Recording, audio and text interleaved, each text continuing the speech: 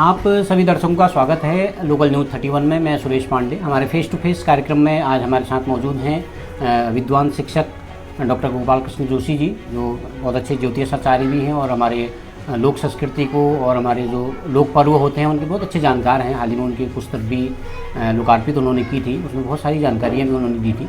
तो इसी संदर्भ में हम एक बातचीत करना उनसे चाह रहे थे कि कल जो है विश्व संक्रांति है, जिसको बैसाखी भी कहा जाता है और कुमाऊनी में उसको बिक्खू के नाम से भी जाना जाता है। बहुत सारी उससे मान्यताएं जुड़ी हैं, कई परंपराएं उससे जुड़ी हुई हैं। तो उनसे जानेंगे कि क्या इसका महत्व है, इसका सामाजिक महत्व, धार्मिक महत्व, उस पर बातचीत करेंगे। सर, आपका स्वागत है हमारे चैनल में। बहुत बहुत धन्यवाद पांडे जी। सर, कल जो है बैसाखी का पर्व है, कई इसकी मान्यताएँ हैं, कई लोक पर्व ये हमारा है, इससे कई चीज़ें जुड़ी रहती हैं। तो क्या इसका महत्व है, थोड़ी अगर इसके महत्व, इसके क्षेत्रीय महत्व, इसके राष्ट्रीय महत्व, दोनों को अगर आप हमारे दर्शकों को समझा सकें। जी, बहुत एक गंभीर विषय बैसाखी का पांडे जी आपने यहाँ पर रखा है। सर्वप्रथम तो मैं आपने अपने चैनल के माध्यम से मुझे बात रखने का अवसर दिया है, मैं आपके प्रति भी कृतज्ञता ज्ञापित करता हूँ। साथ ही साथ हम सब लोग भारतीय संस्कृति के संवाहक हैं और हमारी जो भारतीय संस्कृति है वो कहीं न कहीं वेद और पुराणों पर आधारित है। भले वैज्ञानिक मान्यता कुछ भी रही हो, लेकिन यदि हम अपने पौराणिक कालखंडों को देखें तो सूर्य के गति के आधार पर हमारे मास परिवर्तित होते हैं। तो हमारे हिंदू जो नववर्ष है या हिंदू जो हमारा पूरा वर्ष होता है वो 12 माहों में विभक्त है। तो जैसे चैत्र से हम आरंभ करते हैं और फाल्गुन तक। तो द्वितीय मास जो हमारा होता है वो वैशाख मास होता है। तो वैशाख मास की जो संक्रांति होती है उसको हम विश्वत संक्रांति के नाम से जानते हैं। 3 रेखाएं, कर्क रेखा, मकर रेखा, विश्वत रेखा। तो यहाँ पर विश्वत संक्रांति आरंभ होती है, जिसको कि हम अपने वैशाख 1 गते के दिन बैसाखी के रूप में भी मनाते हैं। यदि आप पंजाब और इस प्रांत को देखें तो बैसाखी के नाम से इस पर्व को मनाते हैं। और समग्र राष्ट्रीय यदि हम चिंतन करें तो बैसाख का पर्व जो है या बैसाख का जो महीना है, न वैशाख समो मासः, ऐसा पुराणों में वर्णन आया है। तो उसकी पूरी शास्त्रीय मान्यता तो है ही है।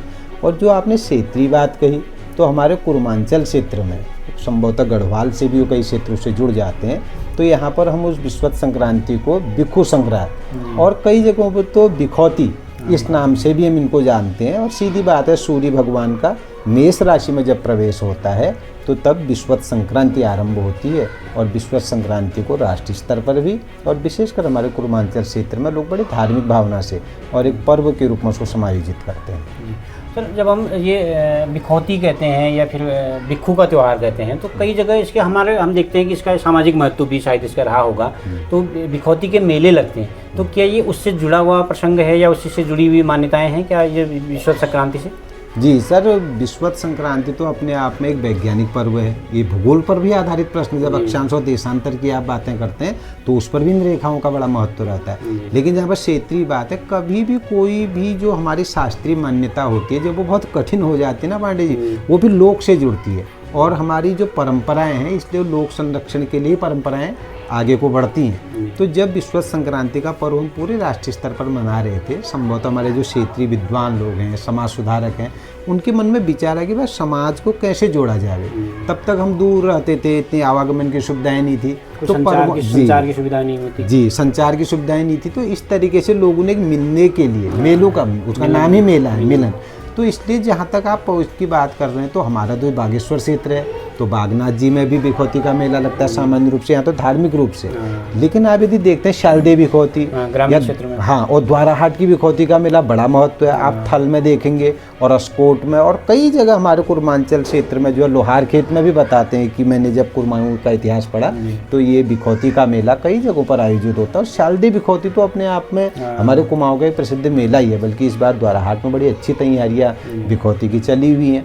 तो इसका जो है लोग आम जनता भी इससे जुड़े, इसलिए हमारे जो समाज सुधारक लोग हैं इन्होंने इसको मेले का रूप भी दिया। और आज तो छोटे छोटे कस्बों में भी और नगरों में भी बैसाखी का मेला बड़े धार्मिक और सामाजिक पक्ष दोनों को ध्यान में रखते हुए आयोजित होता है।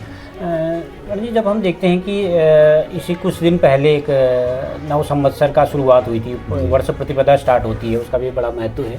लेकिन जब हम उसमें पेट अपेट देखने जब ज्योतिषाचार्यों के पास जाते हैं तो उनसे पूछते हैं तो उसका एक जो अपेट जो होता है उसका एक निदान बताते हैं। वो कहते हैं कि बिखौती के दिन या बैसाखी के दिन ये दाएं पाँव बायां पाँव कुछ दान करना, तो आपको उससे अनिष्ट का जो एक होता है तो उसका निवारण हो सकता है। जी जी। तो क्या इसका क्या महत्व है, इस बिखौती का दिन ही क्यों चयनित किया गया है सर उसमें? हाँ, ये तो बड़ा वैसे पांडे जी ज्योतिष का प्रश्न है। मैं वैसे ज्योतिष का विद्यार्थी नहीं हूँ, सामान्य मैं जरूर ज्योतिष में रुचि रखता हूँ और थोड़ी बहुत उसका अनुभव भी मेरे पास में है। तो हमारे वहाँ जो आपने चैत्र नवरात्र की बात कही, नव संवत्सर की, और यहाँ पर आपने बैसाखी की बात कही, सुनाया उस दिन जा रहा है और आज अरिष्ट निवारण के लिए कार्य हम यहाँ पर कर रहे हैं। तो मुख्य बात तो ये है कि हमारे वहाँ जो वर्ष की गणना होती है 2 आधार पर होती है। एक तो हम चांद्रमास के आधार पर वर्ष की गणना करते हैं और एक सौर मास के आधार पर करते हैं। सौर माने सूर्य। तो चांद्रमास के आधार पर चैत्र शुक्ल पक्ष जो प्रतिपदा है, जिस दिन से नवरात्र आरंभ होती है, वो हमारे वहाँ सृष्टि आरंभ का दिवस है। तो इसलिए उस दिन तो हम नववर्ष मनाते हैं और उसको हम शुद्ध शब्द देते हैं संवत्सर। तो संवत्सर भी हमारा जो है आरंभ होता है उस दिन। तो संवत्सर के दिन में हमारे ज्योतिष लोग और पुरोहित लोग जो हैं अपने यजमानों के पास में जा कर के संवत्सर सुनाते हैं और उस दिन चंद्रमा की गति देखी जाती है, क्योंकि चांद्रमास है। तो चांद्रमास के आधार पर चंद्रमा जिस राशि में होता है, जैसे मीन राशि में उस दिन चंद्रमा था, तो मीन राशि में चंद्रमा है, तो मेष और सिंह और धनु 3 राशियों को संवत्सर चंद्र अशुद्धि, जिसको हमारे क्षेत्रीय भाषा में अपेट कह देते हैं। वैसे यदि आप उसका शुद्ध शब्द कहें तो चंद्र अशुद्धि है वो, अर्थात उनका चंद्रमा कमजोर रहता है और चंद्रमा मन का कारक है। इसलिए चंद्रमा अर्थात मन को व्यवस्थित करना बहुत जरूरी है। तो इसलिए हम उस दिन देखते हैं तो मेष सिंह और धन 3 राशि में चंद्र अशुद्ध था, तो हम उनको कह देते कि इनको संवत्सर अपेट था। और अब उस दिन हमारा नववर्ष तो आरंभ हो ही रहा है और उसी दिन हम माँ दुर्गा की स्थापना भी करते हैं। तो उस कालखंड में हमारे बहुत पर्व होते हैं। एक तो हमारे व्रत रहते हैं और अनुष्ठान रहते हैं। तो इसलिए अष्टमी को हम दुर्गा पूजा करते हैं, नवमी को रामनवमी होती है, दशमी को हरेला कटता है। तो मुझे तो ये लगता है कि लोग बिल्कुल अपने अनुष्ठानों में बहुत ही व्यस्त रहते हैं। उनके पास तीर्थ यात्रा करने का समय भी नहीं होता है, क्योंकि ऐसा है जब व्रत और अनुष्ठान किया जाता है उसकी मर्यादाएं हैं। हमको एक स्थान के अंदर ही निश्चित रूप से उसमें रहना होता है।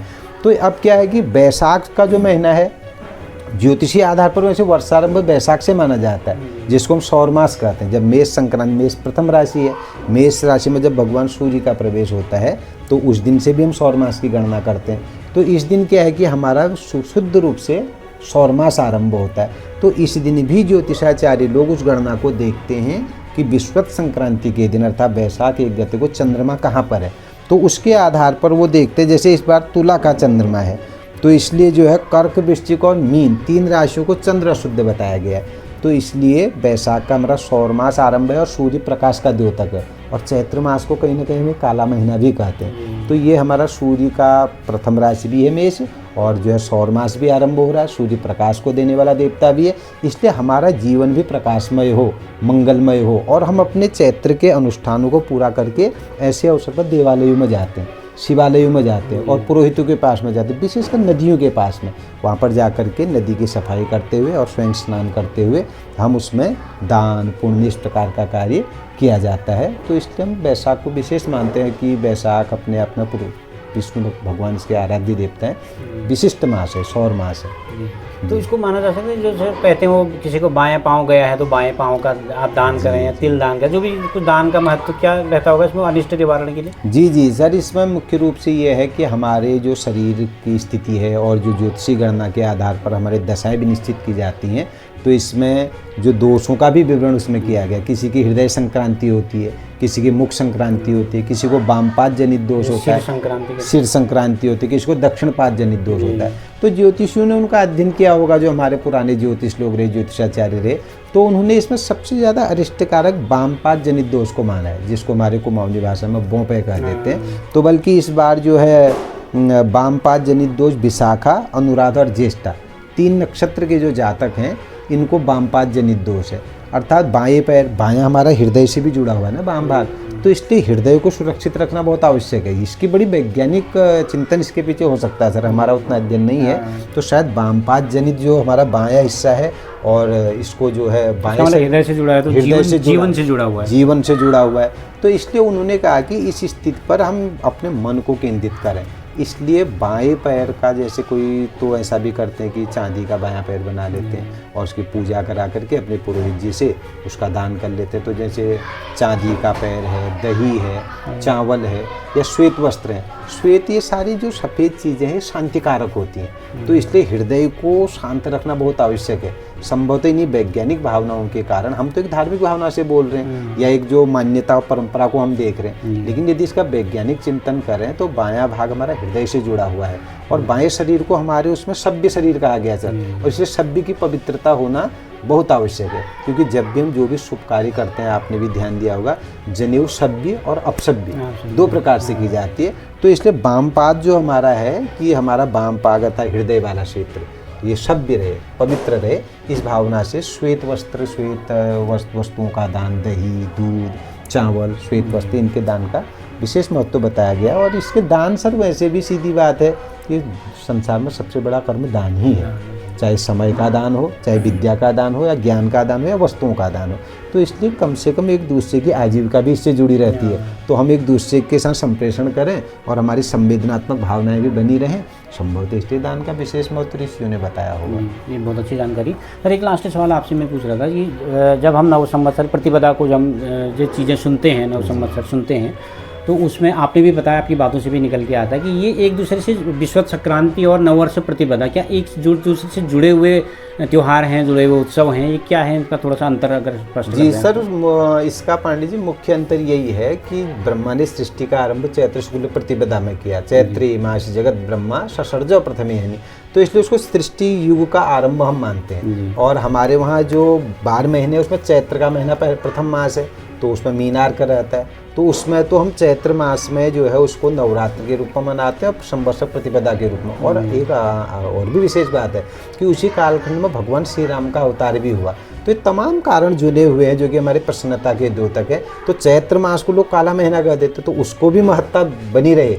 कोई भी महीना अपने आप में कम ज़्यादा नहीं है सर। ये तो ठीक है, जिस समय शिवरात्रि में शिव की महिमा करते हैं, जन्माष्टमी में कृष्ण की महिमा करते हैं, तो इसलिए चैत्र के महीने की भी महिमा का बराबर ध्यान रहे, इस भावना से चैत्र शुक्ल पक्ष में हम उस नवरात्र को आरंभ करते हैं। और वो हमारा चांद्रमास है, जो ज्योतिषीय आधार पर, यदि आप किसी ज्योतिषाचार्य से फिर चर्चा करेंगे तो चांद्रमास के आधार पर भी वर्ष की गणना होती है, जिससे हम नववर्ष मनाते हैं। लेकिन जो ज्योतिषीय हमारे सिद्धांत ज्योतिष हो या दृक ज्योतिष जो भी है, उनकी जो गणना होती है वो सौर मास के आधार पर होती है। विज्ञान जो है सौर मास के आधार पर चलता है, तो इसलिए बैसाख का जो महीना हमारा ये सौर मास कहा जाता है।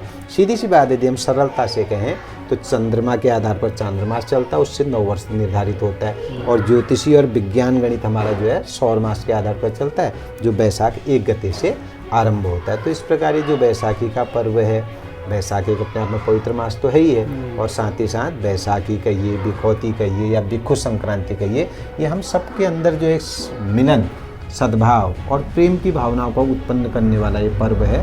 और विशेषकर गंगा नदी की सफाई और जल के प्रति अपना शुद्ध दृष्टिकोण हमारा हो, ये इस पर्व का विशेष भाव रहता है। थैंक यू सर, आपने व्यस्त समय में बातचीत के लिए वक्त निकाला, इसलिए बहुत बहुत धन्यवाद। बहुत बहुत धन्यवाद पांडे जी। तो आप थे हमारे साथ विद्वान शिक्षक और लोक संस्कृति, लोक पर्वों के जानकार डॉक्टर गोपाल कृष्ण जोशी जी। उन्होंने विश्वत संक्रांति या बैसाखी या बिक्खू लोक पर्व के बारे में बहुत सारी अच्छी जानकारी उन्होंने उसके बारे में बताई। इसका सामाजिक, धार्मिक और वैज्ञानिक महत्व तीनों दृष्टिकोण से उन्होंने बहुत अच्छी जानकारी दी है, और मुझे विश्वास है कि दर्शकों के लिए काफ़ी उपयोगी जानकारी रही होगी। बहुत बहुत धन्यवाद सर आपका। तो इसी तरह की खबर जानने के लिए देखते रहिए लोकल न्यूज़ 31।